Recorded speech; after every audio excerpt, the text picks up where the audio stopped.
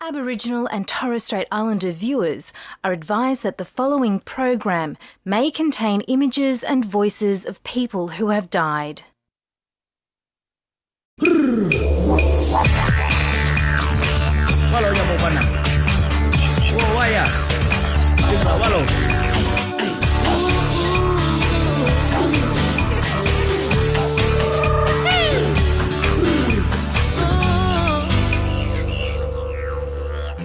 Hello, I'm Miriam Korawa. Welcome to the last program in Messagestick's summer series.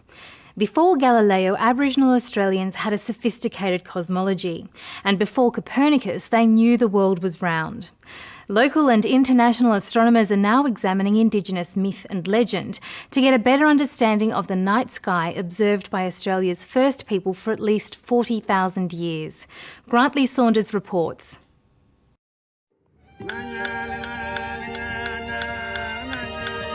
A lot of white people either don't know what the star look like.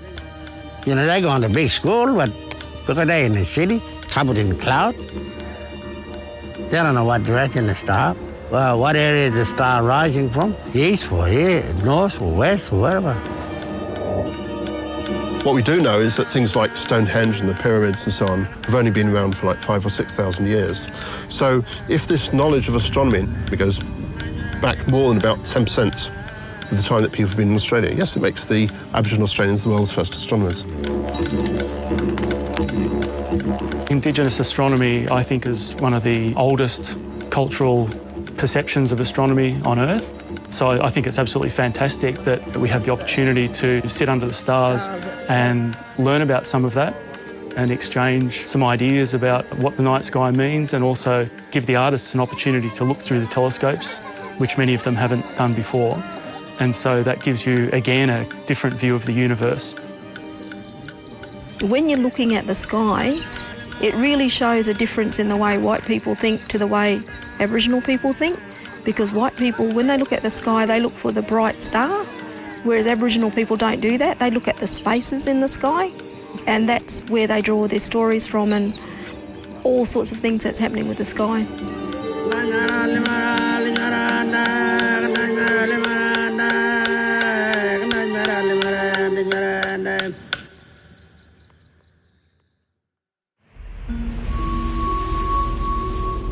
This year's the International Year of Astronomy, and so there's a number of national work packages across Australia that are being run.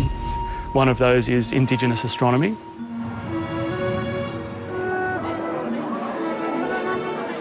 This particular idea came up when we were in Geraldton last November, and we had a look at an exhibition of some Indigenous art, and there were some really nice pieces of some of the constellations and the Seven Sisters, and we decided that we'd get the artists and the scientists together to explore this a bit more deeply.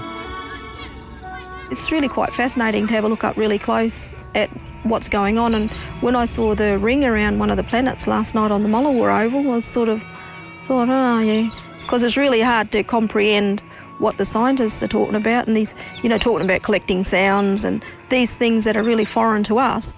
I think it's just a lot easier to stick with the stories that we've been told instead of trying to make sense of what the scientists are doing.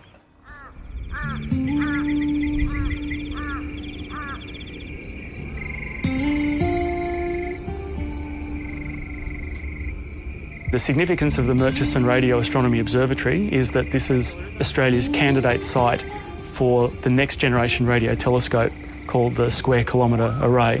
So this is a telescope we hope to build over the next 10 years and will be the most powerful radio telescope ever built. And the Murchison Radio Astronomy Observatory is where we want to build it. We're building that on traditional land with the full support of the local Indigenous people. And what we're doing is not that different from what traditional Aboriginal people did when they tried to understand the sky. So there's a sort of commonality of interest. It's not like we're going in and ripping up the ground and stuff like that. We're sitting there serenely on the ground looking up the sky, trying to understand the sky. So it actually fits in pretty well with the preconceptions of the local Indigenous people. Well, I like looking at the land, for one, and seeing the low impact on the land. Like, it's not like a mining company that's just digging up and destroying stuff. Well, I hope it's not going to be like that. That's one thing I got. The beauty of the breakaway country will still remain there. It looks like low impact with all the little things that they explain that picks up the sound. All that sort of stuff was really interesting. And then thinking that they're going to take an image from sound from outer space. It's one of the quietest places on Earth. So if you look at a map of the Earth and look at a map that represents the man-made interference, there's this clear patch over Western Australia. And so that's why we're here. It was significant for us to be able to bring artists from this country to this particular location, which has significance for the Indigenous people, but also has significance for the scientists.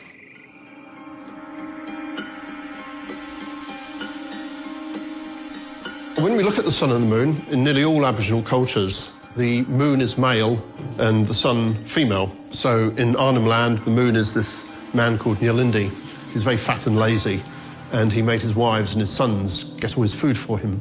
And they got pretty angry about this and actually attacked him with their axes and chopped bits off him until he got thinner and thinner and died. And of course, there's the phase of the waning moon. He stays dead for 3 nights, and then he comes back to life again and gradually gets healthier and healthier and healthier until he reaches the full moon.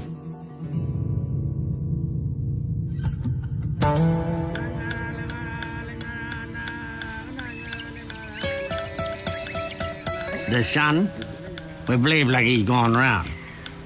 You know, that's what we say, like he's going, sun just going round. You know, that's called Jalala. He's following the Jalala all the way. They have a calendar of their own making. Position of the flower, they use a sunrise, knows certain other foods are right. Interestingly, in the 1940s, Charles Mountford was talking to people up in the Northern Territory and asked them that question, is the Earth round?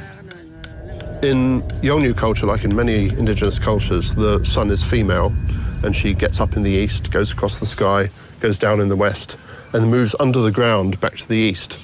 And Charles Mountford asked this guy, so how does she get back? And the guy picked up a box and said, like this.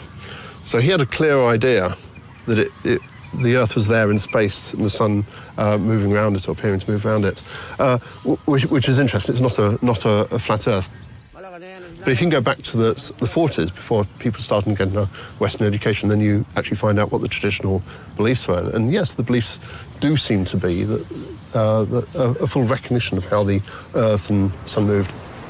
They also had a recognition of how the moon moved, how it's linked to tides, a lot of understanding of how the objects move in the sky, a tremendous depth of knowledge.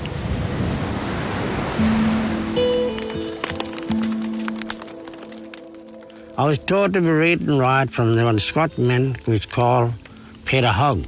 Taught me how to read and write with the charcoal in a flat rock. And every night when I went to sleep, I was reading and taught myself. But when I was with old Joe in the bush and all the other grandparents living in the bush, whenever you get lost, go out, you must use a star, they said, to track you to where the water hole is or where your camp is. And star will drag you all the way right up to where you are. That was our watch. Drovers themselves, or the station money, they didn't have a clock or watch in those days. They used a star. They could see the evening star, the morning star, the midnight star will come along where the Milky Way swung from the straight across, right down. They knew what time it's going to be daylight. When you look up the sky over a few hours in the night, you see the whole sky moving around. Bill Harney talks about how Scorpio goes around like the hands on a watch. And that's their clock. You just watch Scorpio move around. So you find, certainly people right across Australia understood how the sky goes around, not just during a day, but during the course of a year as well. And when different constellations are up, that causes different seasons. You know, when Scorpius is up, it's the winter. When Orion is up, it's coming to spring and the food starts coming out. And you get lots of people using this to regulate their seasons. You can see where we call Bonin. Bonin means the Milky Way, where it's spinning around. You know, each different hour the Milky Way is turning. You can see the Milky Way with the Emu peak that is over near Southern Twin Pointer. we call that Nade and Dungno. And in front of that, we say that's emu footprints, which is 7 cross.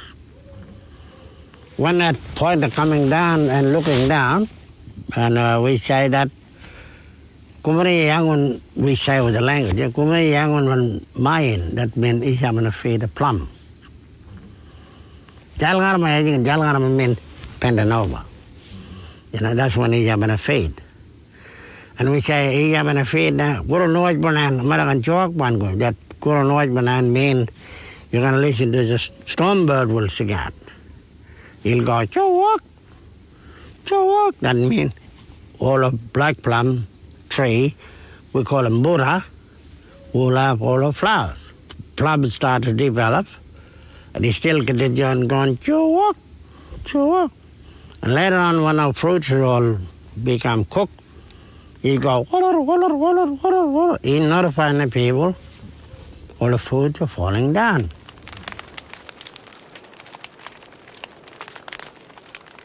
Early in the year, you'd just see his head. And the head is where the Southern Cross, and the little star is the eye of the emu. Then as the months go by, the emu gets bigger and bigger. And when you see the whole emu and it's lying, they tell us that's when the emu's laying eggs and sitting on the nest. It's around March, April, and when the first rains come. So we got the weather included with the stars. Indigenous people, they can't see it. So we told our friend from Radio Mama, we said, just look for something that's not there. One of the big differences between some of the Aboriginal constellations and European constellations is that European constellations are all made of stars. You join the dots to make the constellations. The emu in the sky is made of the dark clouds in the Milky Way. And you find it right across Australia, this emu in the sky. So the people in Ku-ring-gai National Park, they saw the emu. We think they engraved this picture of an emu on the ground. This picture happens to be in the right orientation, so that when the emu in the sky is above this picture, it's just the time the emus are laying their eggs, and so it's the right time to harvest their eggs. We watch the Milky Way to tell us when the emus are laying and when they're nesting, and then that's when we go out. The emu egg hunting season, that was the main focus on how as kids we'd go out, we'd watch the Milky Way first and then go out and with my old uncle and my brothers and sisters and my mum and that, and then track and get eggs.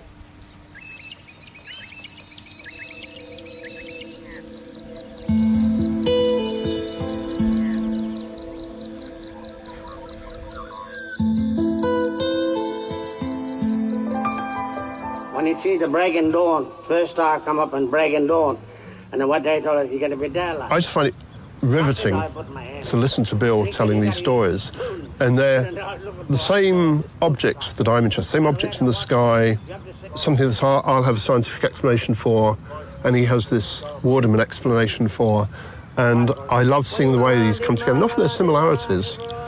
He has a star being a tunnel in the sky, and we compare that with the idea of a black hole and things like this.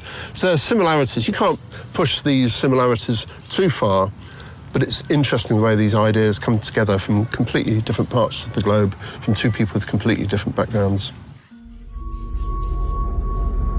What I really, really like, and I haven't found it yet, would be if they're Aboriginal stories which tell us about things that happened in the past, supernovae, meteor impacts, things like this.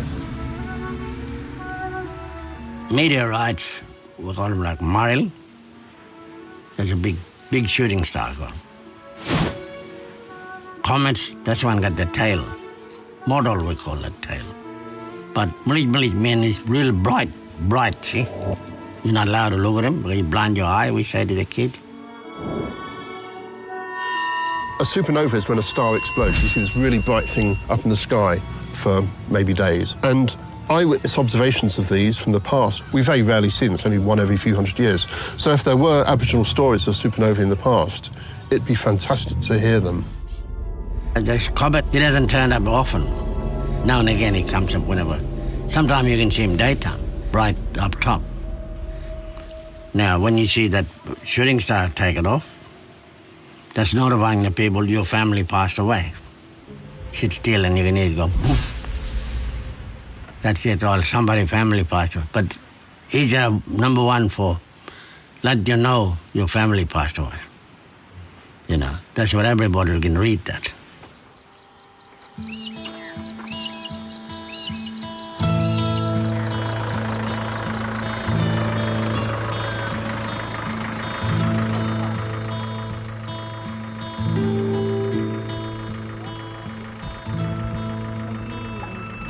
Well, my parents used to talk about, like, when somebody dies, you know, when somebody dies in the family, they always get together and they go out and look at the sky and always pick a star and say, oh, that's her out there, or that's him out there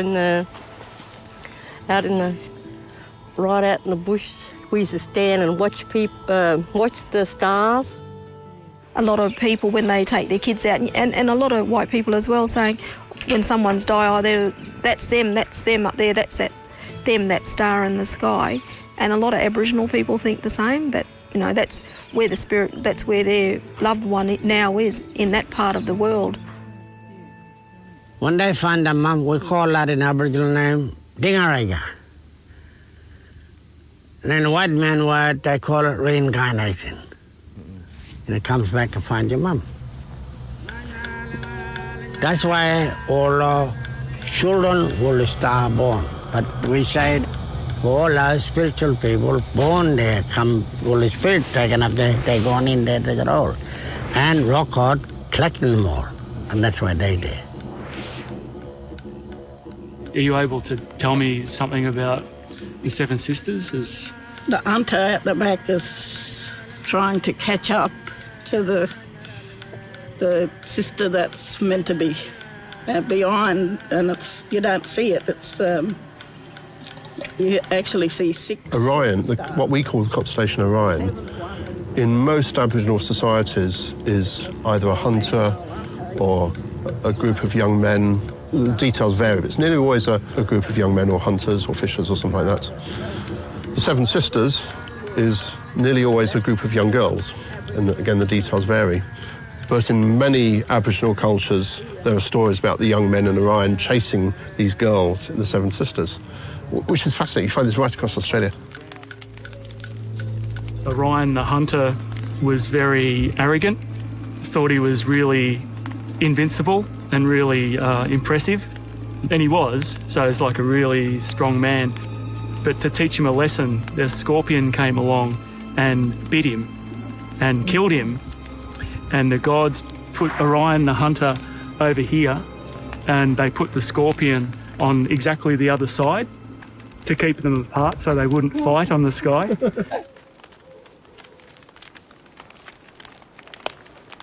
What we call today, that Seven Sister, the Marabana people, Marabana we call today, the Cape lady still living in the Cape today.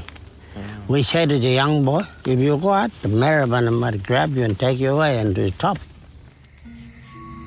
There's all a young boy walking around, and this 7 gal come down, grab him, they do what we call mumland. Mumland means they grab him and let him and took off with him up in the sky.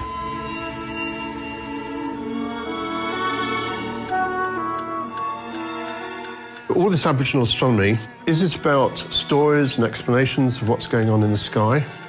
Or did people actually make measurements as well? And interestingly, there's a site down in Victoria, a place called Wurdi Youang. It's a big stone arrangement, about 50 metres across. They're underneath the place on the horizon where the sun sets, the midwinter sun, the midsummer sun, and the equinoxes. So there's fairly strong evidence now that this site was actually built by the Aboriginal people hundreds or thousands of years ago to point towards these places on the horizon where the sun sets, these special times of the year. You know, there are still skeptics, and if you really want to convince those skeptics, I think what we really need to do is to find other sites like that.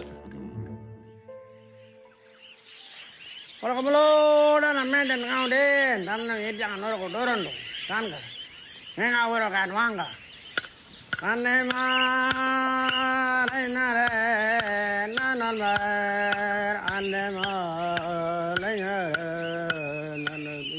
the creation time, the creator, they're the one that made this thing work.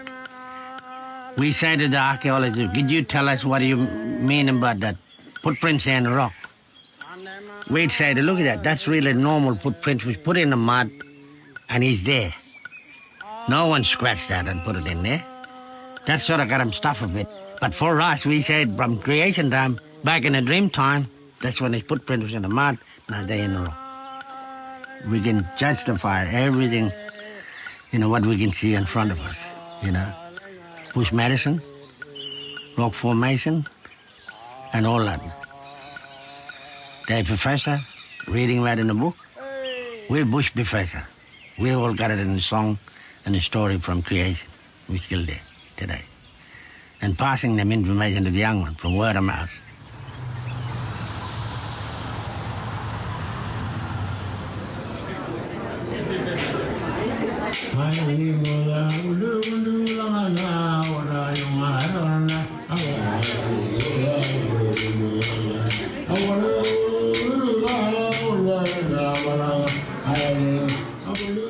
It was about 7 months ago that the idea for this project was cooked up, and the idea was to get scientists together with Indigenous artists. Scientists and artists together had a really nice opportunity to sit around the campfire and trade different stories about the night sky.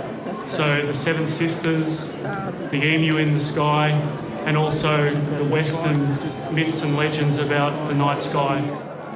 So we had a really excellent exchange of ideas, a really nice cultural exchange. And tonight you're seeing the pieces of art that have been produced by these amazing artists expressing that. And I think without exception, all of the pieces that have been produced, 90 plus pieces of art, are absolutely astounding. And I hope that in the future we can continue this relationship and continue to work together.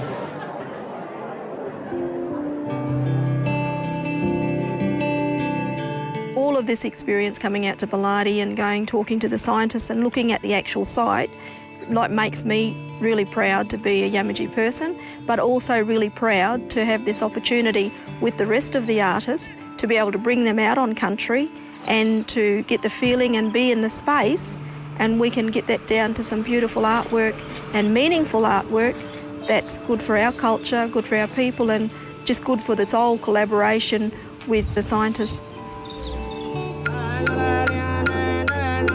I hope by studying astronomy, lots of people get an interest in this, and that the kids in Bill's group will realise, this is something that lots of other people are interested in.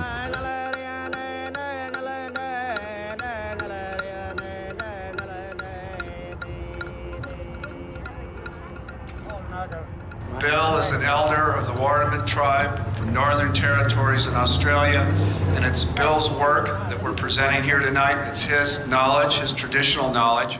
In the US, there's a much longer tradition of, I think, recognising Indigenous culture and Indigenous astronomy.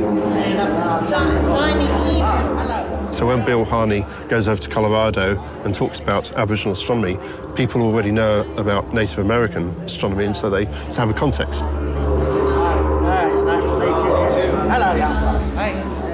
We share the knowledge from both sides, the Aboriginal astronomy and the white astronomy. He brought it up, everything from England, and I brought up everything from Australia and Aboriginal astronomy. We put those two together and made it proper work. Now, with the storytelling about the star, a lot of people, because we told them, what do you know? See in town, you see the star, you just walk past the star, you don't know what that mean to you and all that. All you see the glare of the star. This is the story about the star. Then we give it to them. We give them the white man's side, Aboriginal side, and they're happy.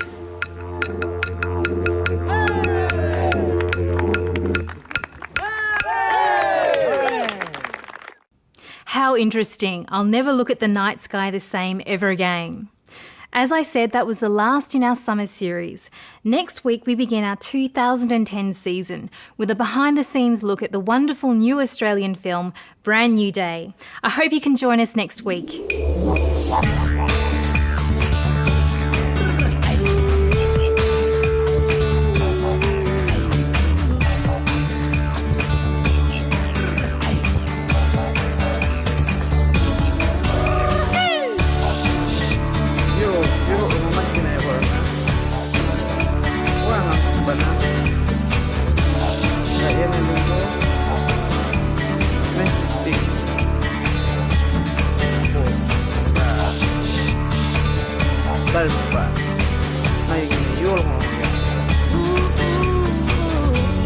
Messagestick kuni balandau yako.